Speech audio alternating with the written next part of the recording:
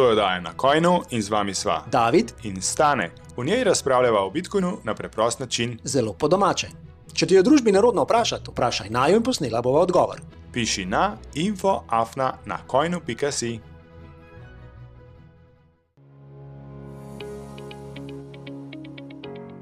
Stane, živel 1. maj. Živel 1. maj. Aj, res? A se spomniš, ko so levaki predlagali, da če vikend pade če praznik pade na vikend, bi mogli imeti praznik v delovnem tednu? A, res? Ja. Ne, to pa se ne spomnim. Ja, to je bil predvolilni predlog Levice, A mesečnjaka? mesečnjakov in vrečk. Podobnih. Aha, Ja. okay. Ne, to se pa nisem zasledil. No, in zdaj ta vikend ne bo praznika v ponedeljka, ne? Smo že vse pokurili čez vikend. Ja, In bomo Smo spet imeli- produktivni. smo imeli smola, ne? Lahko bi bili pa neproduktivni še čez teden. Ja. Sem jih videl, so bili spet gor na Rožniku. Čeprav se Ja. niso ful kazali. Ja, kaj pa so v Titovke nabirali gotovino? Približno tako nekako. Ja. Je bilo zelo hitro. Sem pa priznam včeraj gledal Planet TV in Ja. bil ekstremno presenečen, kako so poročali iz hriba gor v Ljubljani. Pozitivno ali negativno? Mislim, tako so poročali, kada se je vlada že čisto zamenjala. Totalno diskreditirali to, kar so gor govorili. Aha, no, In v smer, ki je šlo, se pravi sej- levo in te ideje. so te levaki kar težko poslušljivi, tako da je mogoče čas, da se kaj zamenja. No, ja, bomo videli, kaj bo, ko bo, če bo. Ja, se res. Ne, recimo. Greva mi dva raje na tele. Imamo nekaj novic. Ja, spet si izbral take hude Ne novice. vem, če so tako hude. Vsi nas Bomo nekaj šla čez. hočejo v kot pritisniti. Ne? Kot v šoli. Ja, A? jaz sem bil kar naprej v oslovski klopi. A res? Ja, A se pogosto. hectaš? Ne, to je bila še, kako se je reklo, predmetna stopna? Ja. Ali razredna? Razredna je do prve 4. Smo No, pa v razredni stopni sem bil kar nekajkrat v oslovski klopi. A res? Ja. Kako pa to zgleda? Jaz nisem bil nikoli. To je bila miza, ki je bila obrnjena v zid. In Okej. nisi imel kontakta očesnega s sošolci, samo oni so te gledali v hrbet, ti si mogel gledati po zid in samo poslušati in se ne obračati. Če Aha. si se obračal, je bila še kazen, izključitev iz razreda in take stvari. Ti si sigurno vračal. Tega se ne spomnim, bil sem enkrat, mogoče dvakrat izključen Izključen iz kje? iz razreda, ne? Sem mogel A, iti na ven si hodnik mogel? se malo ohladiti. Ja. A to je pa v redu. Ja, Pa v sprašujem tretjem- nazaj, pa v isti dan. Ali? Ja, isto uro, čez Oh. par minut. In če sem bil priden, vem, da sem šel tudi vsako uro nazaj sedeti v svojo klop. Spomnim pa se tudi, to so bili še časi, ko smo vstali, ne, vsako, A Rudka je smel? ja, rutke A, sem ok. imel, ne, sam ta rumene, tudi rdeče. Au. In smo vstali vsako uro ali vsak začetek dneva in smo rekli za domovino s Titom To naprej. se pa spomnim. In v tretjem razredu je tudi kakšna kreda preletela v Betico. A nisi tega rekel? Kaj? Ali zakaj je pa letelo v Betico? Ja, če nisi bil priden? A ja, sam pridem. Sem mislil, da nisi hotel govoriti tega. Ne. Pač še nisi neki delu, kar je učiteljica. Ti si bil kar hotela. falot, malo. Takrat si že operil, si bil v kontrasistemu že takrat. Ja, A? res je. Res je. Pismo je. Jaz sem takrat poslušal. Sem bil poslušen, ubogljiv, Pionir. pionir. A si bil sprejet v pionirčke? In mislim, da je bilo konc, a je bilo v prvem razredu ali v drugem. Ne, Se sem mi bil pa zdi. sprejet, nisem bil pa mladince. Sem bil sprejet, ampak ja, naprej pa ne. No, pa je pa zdaj Pejva mi dva te. do našega Titota, Google ta. Pejva Google. Samo on več ve, kot ti to. Več ve, kot je A? Tito kadarkoli vedel o čemerkoli. Ja. In Razen si, o Jovanki je Tito Ja. vedel več. ena izmed njegovih. Google bo z novo posodobitvijo Google Foto začel skenirati vse vaše slike privzeto. Se pravi, vse to že zdaj delam, ampak zdaj bo pa še dodatno. Bolj natančno skeniral in sicer prepoznavanje obrazov, predmetov, lokacij, vsebine. Sicer to opravičujejo, kot da bo to za nas seveda boljš, za boljšo kategorizacijo in iskanje, a ne kakšnih isku.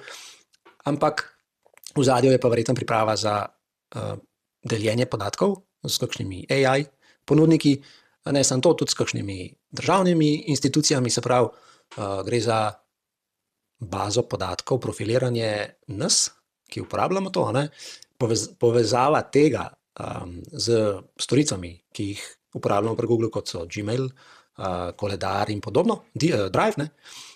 To vse skupaj, se pravi, če imamo mi eno centralizirano platformo, imamo vse na tej platformi z vsemi temi podatki, dejansko ve več, kot mi vemo o sebi, že skoraj malo misli vere, ne? Ja. plus da je to na voljo za tiste, ki jim je Google pripravljen te podatke dati. In posledično tudi ne, je to nevarno za heke ali pa prodaja teh podatkov. Ne.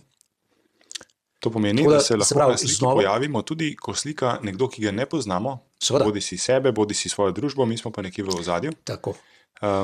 In Google s prepoznava obrazov tudi ta ozadja vključi v kontekst, ki ga nekomu proda. Ne? Tako. On poveže, ima podatek tudi o vseh naših prijateljih, družini, kaj imamo radi, kaj nimamo radi, navade in tako naprej. Tako da res hudi podatki, ki bi jih pa jaz tudi rad imel oseb, naprimer. Ja. A lahko prijemo do teh podatkov prav na tem nivoju? Ne. Ne. Mi dobimo samo tiste, ki... Mi dobimo glase, bazirane na teh podatkih. Kakšne podatke je dobil od njih? Ne bi dobil. No, še enkrat, ne, to, če mi rečemo, da ne uporabljamo Google Fotos, še ne pomeni, da se ne bomo tam pojavili, ne, zaradi naših prijateljev, ki imajo samo dobre namene, ne, da Absolutno. nekaj slikajo zaradi spominov in tudi zaradi ljudi, ki slikajo vse naokrog, brez da bi vprašali ljudi, ki se pojavljajo v zadju, če lahko, in se znajdemo v teh bazah podatkov. Še en scenarij mi pride na misel, to so razni večeri, zabave, ko alkohol pa kakšne druge substance To pa ne, no. pomagajo k temu, da naša samocenzura pade dol, ne? In srečaš prijatelja, sošolca ali nekdanjo ljubezen po dolgih desetletjih in valjda stisneš eno fotko, a ne, iz čiste ljubezni. To fotk. Se to avtomatsko shrani v Google Fotos. Tisti, ki uporabljajo Android telefone, je verjetno to kar privzeto, a ne? Ja, privzete, da. In tisti, ki uporabljajo iPhone, pa si lahko to nastavijo, ne? Ja, super. In evo, smo že v bazi, kjer je zapisana lokacija, iz učk se vidi, kaj smo jedli in pili. Točno to. Ja, to ni No. fino. Ne tega početi. Ne kar slikati vse povprek, pa ne Ne, shranjevati slike v Google Foto. Vi kar slikite, sam pač to shranjujte ne v Google Foto, ne. Shranjujte drugam na telefon in pa to preneste nekam. No pa jim poveva, kaj je treba narediti. Treba je zamenjati aplikacijo za zajem slik. Tako, Torej, se pravi, privzeto na Androidih je ponavadi Google Foto, lahko je tudi kakšna druga, če jo proizvajalec pač nastavi. Kaj lahko naredite? Preživite v nastavitve, spremenite, kaj je privzeta aplikacija za shranjevanje slik in potem posledično tudi za prikazovanje, se pravi kot galerija, kjer pa lahko uporabljajo, ne vem, naprimer lahko greste v Google Play Store, pa kakšno open source varianto najdete, tako, ali pa uporabljate ne Google Play Store, ampak recimo Aurora ali pa kakšen drug store in tam najdete aplikacijo, ki shranjuje lokalno na telefon oziroma na svoj NAS, če ste že tako daleč. ali pa pač, če uporabljate kakšno storitev, ki ni Google, pa ji zaupate, ne vem, Nextcloud lahko sinhronizira slike, ali pa, ne vem, recimo, da Proton Drive, če se za to odločite. Ja, stane se pač ne bo, a ne. Trenutno, kam pa ti to shranjuješ? Na telefon. Direktno in pa V resnici prek kabla prenašam slike na računalnik in NAS. Ja, to je pač ta cena zasebnosti ali kakorkoli že, imaš veliko več dela, a ne. Ja. No, ampak dajte saj to... Dam doma Google za razvrstiti, ne?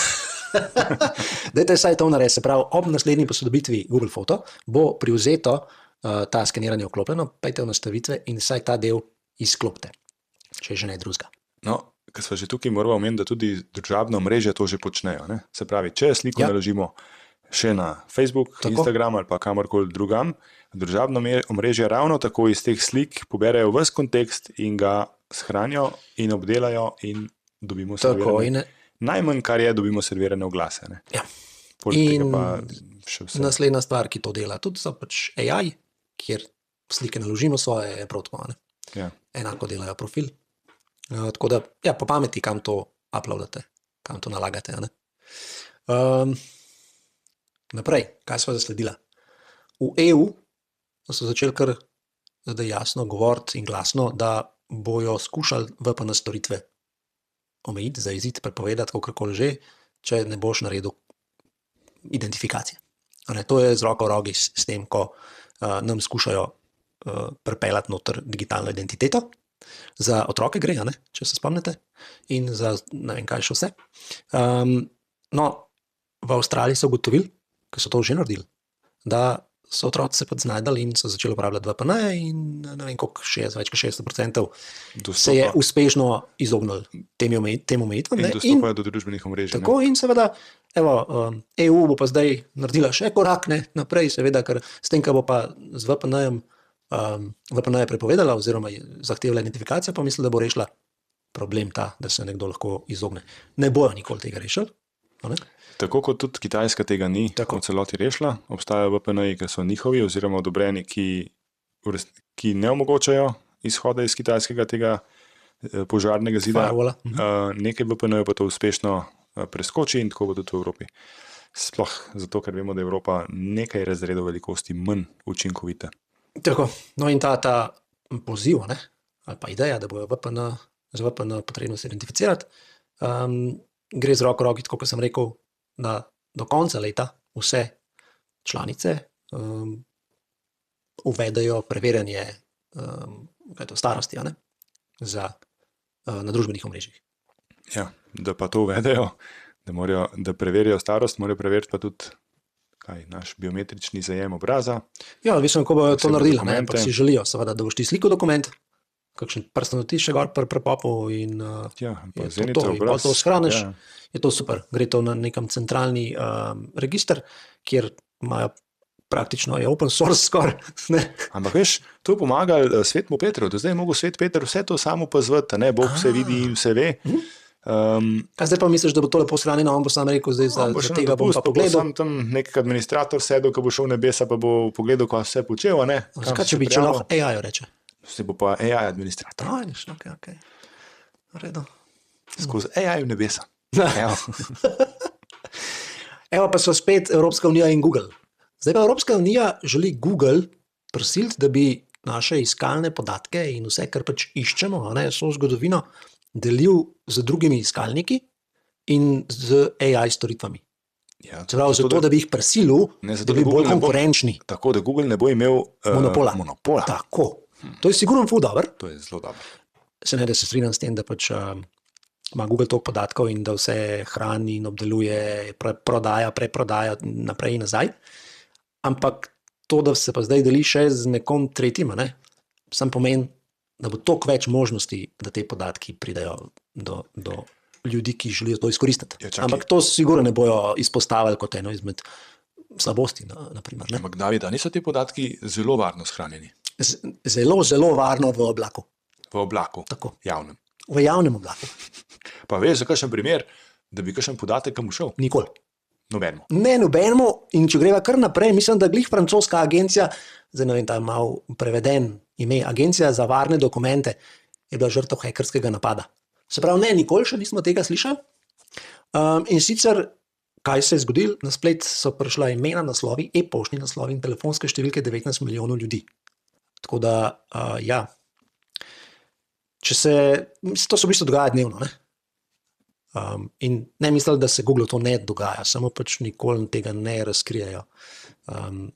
In vsi te podatki, ki so shranjeni super varno v oblakih ali pa kje drugje, predvsem od državnih institucij, bodo shekani naslednji trenutek, ko bojo shranjeni v ta oblak. Da. Tako da zavrnimo to, da nam pobirajo vse te podatke, da jih zbirajo, obdelujejo, kljub temu, da bo v osnovi slišati, da bo to za nas dober, na dolgi rok ne bo. Da, no, in če pogledamo, kaj se razvija v kriptosvetu glede teh identitet in plačilnih sistemov in oblakov in zasebnosti, si me zadolžil, da preučim Tether Wallet. Ja, povej. Glih iz razlogov, ki si jih malo prej omenjal, mi to tako smrdi, da se v resnici nisem mogel kaj dosti poglobiti, ker mi gre, veš kam mi gre, ne? To ti gre. Tether Wallet. Tether Wallet, ta storitev, ki jo turijo, ne? Ja. Namreč ideja je, da si vsi odpremo svoj Tether Wallet. Na njo naložimo CBDC oziroma stablecoin. Kako to misliš? To ni digitalni evro ali dolar ali kar nekaj. Če so pa centralno izdani kovanci, ki sledijo tečaju fiat valut, ki jih lahko kadarkoli ustavimo, tudi Združene države so zasegle stablecoine Iranu. Ne, to pa nikoli. In to so bili glih Tethercoini, oziroma Tetherjevi dolarji. Ne? Tako. No, in ta Tether Wallet ima idejo, da bi vzpostavil nek centralen register, kjer bi vsi uporabniki dobili handle, torej naslov maila ali pa svoj naslov v denarnici, afna.tether.me, tether.me, in bi si lahko vrednost, denar izmenjevali prek, kot bi si pošiljali maila, ne? Kar se sliši zelo enostavno in seveda tudi je, ampak to je centralizacija, to je nekaj, čemur se želimo izogniti. In ravno Bitcoin nam je pokazal pot, kako to lahko naredimo. In zdaj ta Tether, kao pozitivna firma, ki je zelo prav Bitcoin, uvaja centralizirano rešitev, kjer zbirajo naše podatke o naših transakcijah, o naših prijateljih, in mi to zelo, zelo smrdi. Torej jaz Tether Walleta ne priporočam. Oni sicer govorijo, da je to, kako že rečemo midva, zasebna denarnica. Ne? Ja. Ampak oni pa generirajo ključe plus dajo nek backup z mailom ali kako neki. Ja, pa dajo, seveda prijavce morajo z mailom, dajo ti nek registriran naslov, ki ga spet pripada njihovemu registru, ki ga vodijo, zagotovo vodijo vse transakcije med vsemi uporabniki in zagotovo, ker se bo prikazal kakšen policajček, bodo vse podatke predala. Ne? V drobnem tisku to zagotovo piše, drugače take storitve sploh ne bi nihče šel delati, zato sploh ne morem tega brati in fuj, ne maram tega. Dobro, fuj. Pa pojmo naprej na fuj. In sicer Tether, še enkrat fuj, to, kar si že omenil, je zamrznil 330 milijonov USDT-jev, se pravi, tokenov njihovih, a ne ameriških dolarjev. In sicer, ker je dobil ukaz strani ameriške vlade, da naj to naredi, ker so izhajali iz posla, ki ga je delal Iran.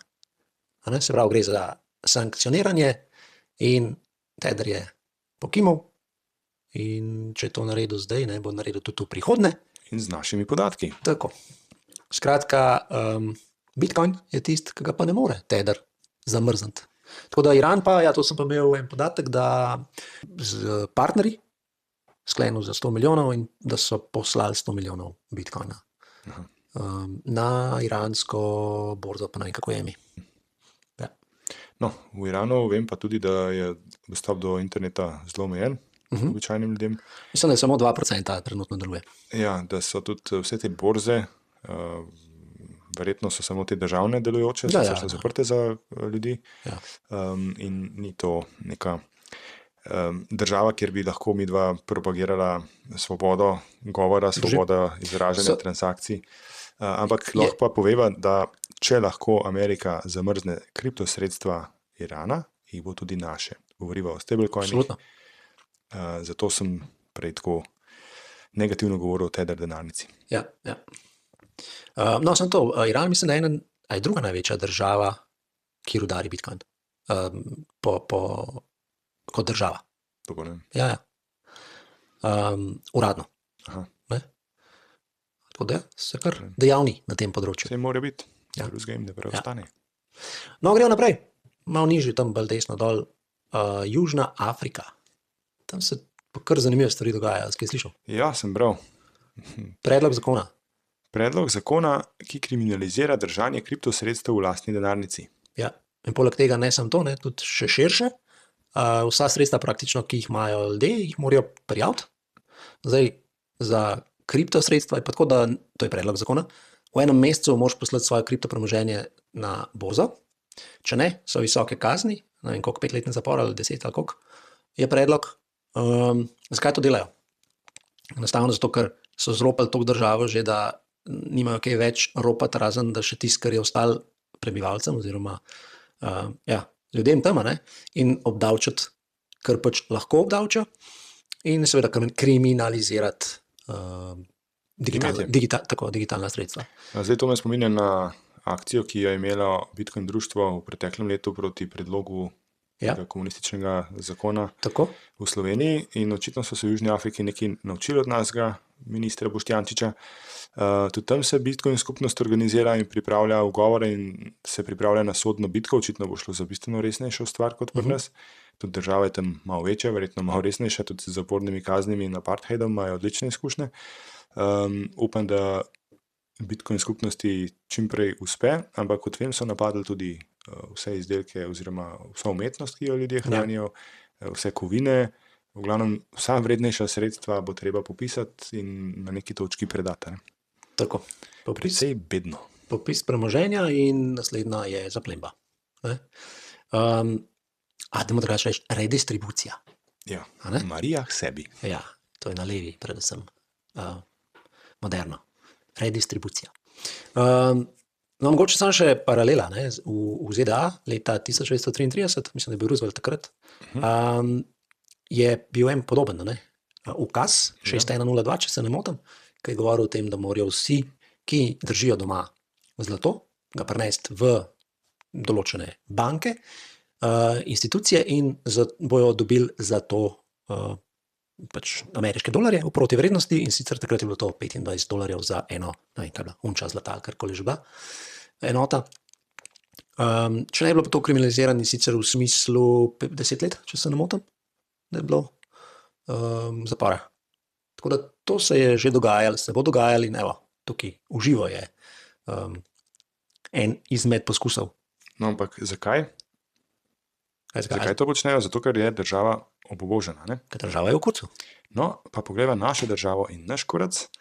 Najdu si eno odlično spletno stran, martin-krpan.si. To je pa kolega naredil, ne? Ja. Kolega Matej Rigelnik. Ja. Pejte pogledat. In sicer je lepo naredil stran, kjer prikazuje v živo naš dolg kot država, ampak ta državni dolg ni nič drugega kot naš osebni dolg, posameznika.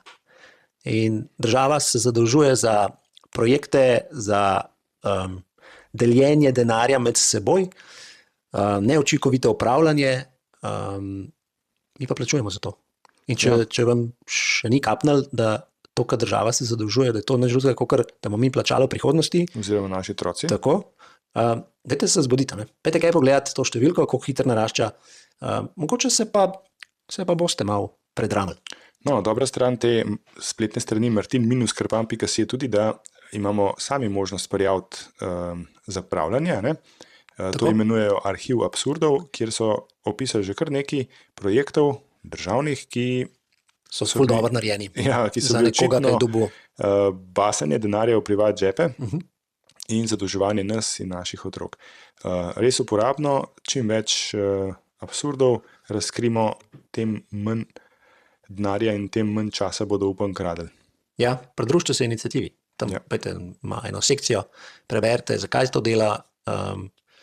Predvsem pa to sporočilo, da razumemo, da ko nekdo govori, da bo država nekaj dala, in da bo država zdaj pridobila sredstva, ta sredstva morate prvo nam vzeti ali pa se zadolžiti.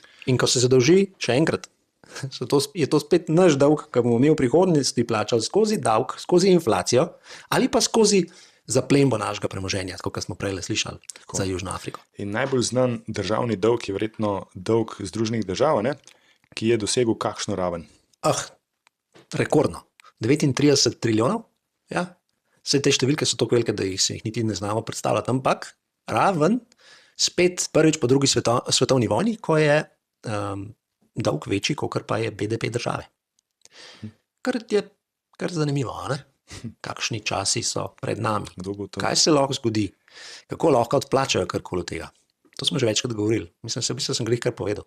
Zaplemba premoženja državljanom, velika, visoka inflacija. Kaj še imamo? Da bo država delala, kako se reče, to učinkovito, da bi zmanjšala dolg. Ja, seveda. Novi učinkoviti prihajajo pri nas. Ta je najbolj verjetna. Ja. No, ko smo bili v Ameriki, deva še omeniti Trumpov World Liberty Financial, ki gre po zgledu FTX in Celsiusa. Simon Dixon je eno izjavo, komentar, povedal je, kako on misli, da oni izrabljajo svoje podjetje z tem tokenom, ko so ga izdali. In sicer z izdanim tokenom se pravi dobivajo sredstva v firmo, potem na podlagi teh izdajo stabilne kovance, ki so izdajatelji oni, potem kupijo državne obveznice in tam cuzajo obresti. Ampak glej, kaj je zlomka, Kdo vodi to podjetje, Sinova od Trumpa in od koga? Witkofa. Kaj že on? Nek pogajalec v jedrskem sporazumu z Iranom. Trenutno, ja. Jaz vem, kaj je. Ja, no, skratka, izkoriščajo svoj položaj pridejo do denarja, izkoriščajo pa še državo, ne pridejo do denarja. Domače se to sliši. Še nikoli nismo to videli, da bi se to dogajalo. No, pa pojva zdaj njihovim prijateljem v Rusijo, kako so si oni zamislili legalizacijo Bitcoina. Čak, to moram pa pogledati. Kaj so že naredili? Aha, nov zakon o kriptovalutah so sprejeli in sicer centralna banka nadzira dostop do trga. Se pravi, to je najbolj enostavno. Ja, ena točka, lepo skozi tisto točko, vse se nadzira, prosti trg seveda. 7 let zapora za nezakonito trgovanje. S tem imajo tudi izkušnje in dobre prakse, pa lepe zapore. Ja. Za neprofesionalne vlagatelje, se pravi taki, kot smo mi, je zgornja meja $3,300 na leto. Mater. To bojo pa naredili, ne? Mongolcev v Sibiriji je to dosta, ne? Za Moskovčane pa ni to glih velika, ne? Moskva verjetno je kar draga, ne? Si predstavljam, je tole nič. Izplačila v gotovini niso dovoljena. Tako da, evo, Rusija mislim, da je naredila ta prav korak naprej, liberalizirala trg. Če bodo oni podprli USDT-je in te zahodne stablecoine, ali bodo svoje naredili. Siguren bojo. To bi bilo Kitajska bo naredila. čuden. Ja, ne vem, kjer je bodo uporabljali. Kitajska ima nov konkurenco s SWIFT-u, zdaj ne vem, koliko je noter že držav, mislim, da jih okrog 100, če se ne motim. Tako da Kitajci lepo delajo te zadeve, mimo Američanov. SWIFT je pod kontrolom Američanov. Konkurenco rabimo. Peva mi dva na bolj tehnične stvari. Še bolj tehnične. Opazil sem, da je bilo omrežje Litecoina, torej to je drugega kovanca na svetu prizadeto, ne? Bolje prizadeto, ja. No, da poveva, ne, Litecoin je bil narejen kot fork Bitcoina, naredil ga je Charlie Lee, a se motim? Kitajska, ja. Ki mu je zdaj žal, čeprav je on s tem ogromno zaslužil, ker je šel enkrat v pravem trenutku ven. Spomnim se, da je omrežje Litecoin podprlo nek protokol Mimble-Wimble, ker sem zdaj pozabil, kaj je to bilo, ampak očitno je bil tukaj noter nek bug in so ga z DDoS-om izkoristili in napadali celo omrežje in naredili nek 13-blokovni reorganizacijo 13 blokov. Se pravi, pol ure zgodovine verige je bilo prepisane in so bile neke neveljavne transakcije odstranjene. V glavnem, popravljali so se nazaj, ja? Ja, tehnično nisem čisto vsega razumel, ampak očitno to omrežje, se pravi, Litecoin se še vedno rudari, to ni proof of stake omrežje, ampak je proof of work omrežje, je tako šibko, da se ga je dal zmanipulirati, ne? Ja, s tem, ker so ta bug odkrili. Bral sem, da to ne bi bilo odkrito že pred mesecem ali več, da očitno niso. In da je v bistvu bil razlog, zakaj se to lahko zgodilo, ker te rudarji niso nadgradili softverja, če sem prav prebral. Da je bil to ključen razlog. No, zgleda se je kar nekaj dogajalo, ker najprej je Litecoin fundacija rekla, da je bil to zero-day hack, ne? Ja. Kasneje pa se je izkazalo, da je bil del ranljivosti poznan in zasebno popravljen že tedne pred napadom. Ne? Torej, nekdo je nekaj vedel, kar drug ni. Očitno. Je pa omrežje očitno toliko majhno, da se ga je dalo tako malo destabilizirati in zlorabiti. Upam, da se tega v Bitcoinu ne zgodi. No, zato je pomemben, da je v omrežju toliko električne energije, ki jo morajo porabiti, da do kaj takega lahko pride. Zato je bistveno težje to narediti. Da je napad predrag, misliš? Ja. No, ko smo že pri tehnikalijah, si napisal tudi še, da je Lightspark šel v partnerstvo z Vizo. Kaj se je tam zgodilo? Lightspark, če se ne motim, ga pa pozabil sem priimk. Gospod, ki mislim, da je bil prej pri Meti in je imel ta projekt z stablecoinom, kaj so že oni imeli, ta njihov... LibraCoin, ja, mislim, ki je nikoli zaživel. Ja, ker so ga niso jim dovolili. Ja. Oni so v bistvu že naredili stvar, ampak so jih skenslali pol ZDA. Ja, z Visa se je zmenil in sicer bo Visa skupaj z njimi izdala debetne kartice. Lahko boš imel na drugi strani, se pravi v denarnici Bitcoin in stablecoine. Plačeval boš lahko pač po celem svetu, kjer je Visa sprejeta. Je pa to seveda KYC. Identiteto boš mogel razkriti. Ne bo to nov KYC. Seveda Visa res tega ne bo šla v biznis. Ne. Ja. Je pa to neka povezava med obstoječim svetom, ki ga poznamo, Visa, Mastercard isto dela z drugimi in z novim svetom. No, spet pri teh centraliziranih platformah naj omenjava še to, da je Binance, ki ga poznajo mnogi ali pa tudi uporabljajo mnogi, v Keniji začel z blokado dostopov do njihove infrastrukture, do računov in sicer brez obvestila. Enostavno so se nekateri uporabniki želeli prijaviti v svoj račun in jih je samo čakalo obvestilo, da je račun blokiran. Po nadaljnjih poizvedbah na Binanceu jih je Binance usmeril samo na lokalno policijo in nek uporabnik med vsemi, ki so se na Twitterju pritoževali o nedostopnosti svojega računa na Binanceu, je bil napoten na urad za nek spletni kriminal lokalne policije, kjer tudi ni nič zvedel, zakaj je bilo blokirano. Enostavno se je začela neka obširnejša blokada kenijskih uporabnikov. Očitno centralizirana platforma se je uklonila lokalnim šerifom, lokalni policiji, zablokirala denar kar nekaj prebivalcev. Jaz bi rekel, da ima Binance kar nekaj milijonov uporabnikov v Keniji in ni prijetno, da ti lahko nekdo denar tako zablokira. Torej, še enkrat nauk te zgodbe, da Bitcoin na menjalnici ni naš Bitcoin. Sploh pa, če si KYC-an, če točno vejo, kdo si. Pa še enkrat do tega denarja. Prišla bi sam še na policijo. Ja, ti bodo seveda pomagali. Ja. No, zanimivo. Ampak se to že dogaja, tako da to ni nič novega. Ja, dajva mi da pogledati, videl sem, da si našel še en Wisp app. To je pa tema o Nostru. Ja. Nostr aplikacija, jaz jo ne poznam. Kaj je Wisp app? Wisp app je minimalističen in hiter Nostr client za Android. Trenutno delajo pa tudi za iOS zdaj, ki omogoča brskanje po vsebini, interakcijo z objavami in uporabo Bitcoin mikroplačil, ampak ne omenjajo Bitcoina kot takega, ampak lepo prikažejo dolarje uporabniku. Se pravi, nekdo, ki nima stika z Bitcoinom, ki se je prijavil, ga ne bo tam prestražil Satoshi ali pa Bitcoin, ampak bo videl dolarje. Zanimivo. In ja, je res tako hiter dela, je pa to, rekel, tako, kot je, kar so rekla, kaj že, Primal, kot je Deimos in podobni. Res je, kot to lightweight, no.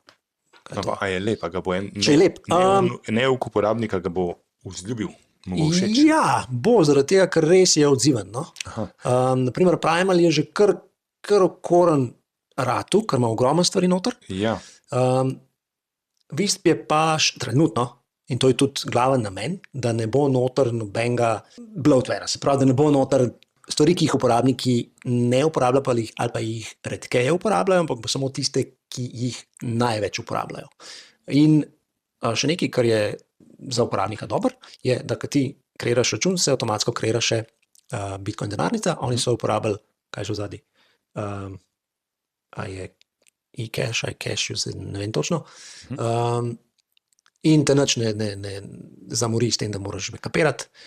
Ko greš pa na nastavitve, ti pa lepo reče, da je tukaj backupiri denarnico in pa tudi shrani si, se pravi, ključ za Nostr.